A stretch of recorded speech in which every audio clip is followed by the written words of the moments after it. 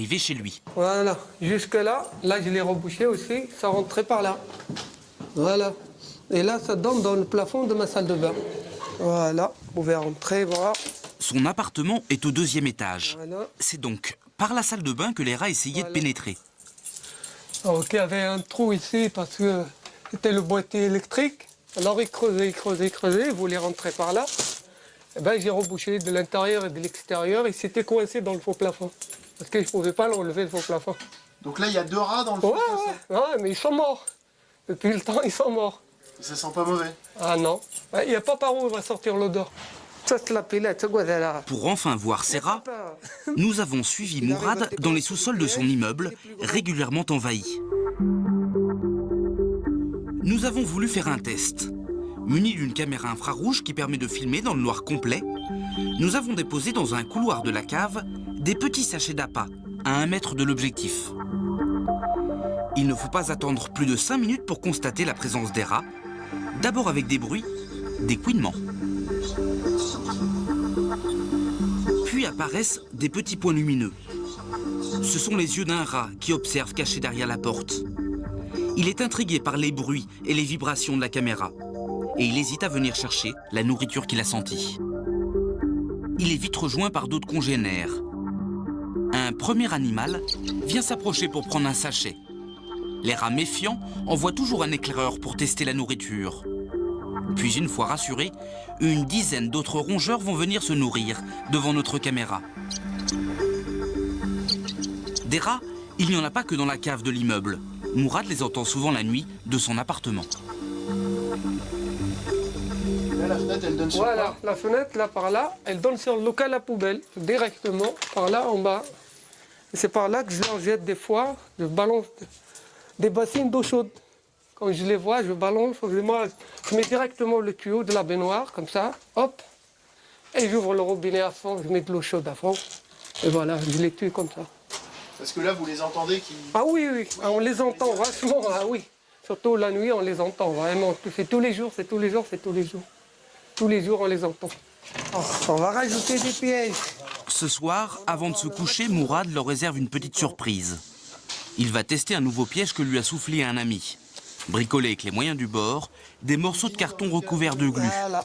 Il va les déposer dans la cour, autour des poubelles, Ils sont toujours là. dans l'espoir d'en attraper au moins quelques-uns. J'entends, je les vois toujours de là-haut.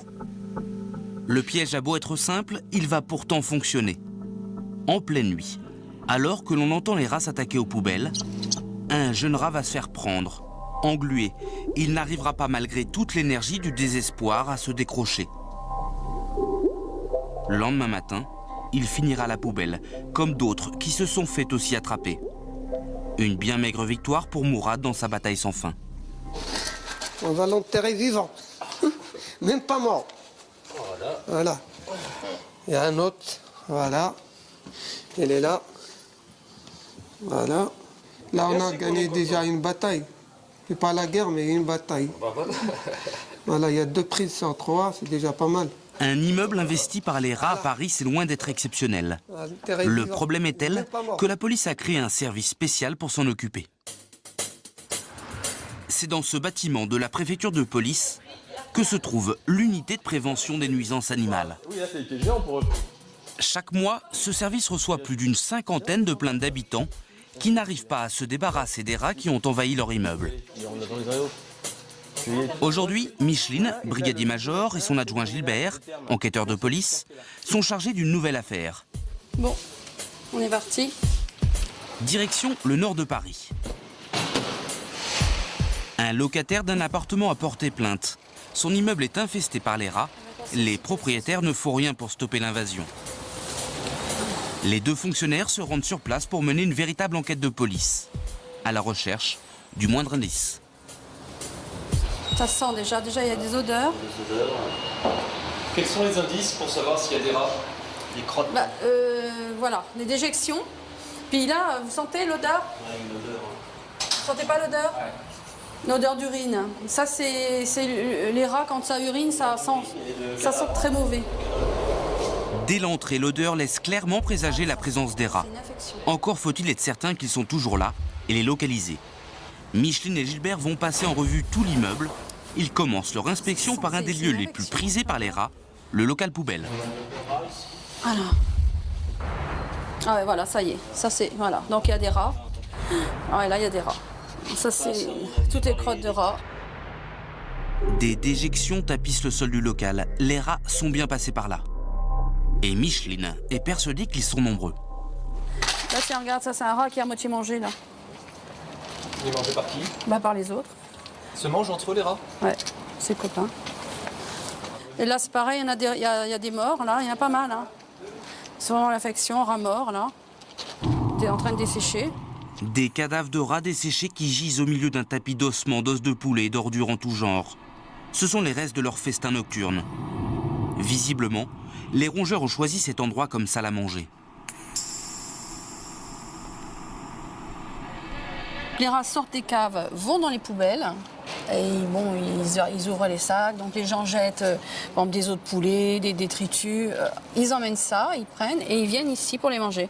Ils rognent, puis ils rendent ça tout propre. Donc tout ça, ce sont des aliments amenés, qui sont amenés par les rats. Et là, vous voyez, ça c'est un terrier. Alors là, c'est, vous voyez, le rat vient de la cave, il sort par là. Ils ont creusé pour venir à l'air libre. Comme souvent dans une affaire de rats, leurs pistes mènent à la cave. Oh putain, l'odeur, bonjour, hein? Les deux policiers vont donc inspecter les sous-sols de l'immeuble, Il y a des égouts. sans savoir ce qu'ils vont y découvrir. Micheline a beau faire ce métier depuis 10 ans, elle a à chaque fois une certaine appréhension quand elle descend dans des caves infestées par des rats. Bon, j'ai toujours un petit peu peur dans les caves.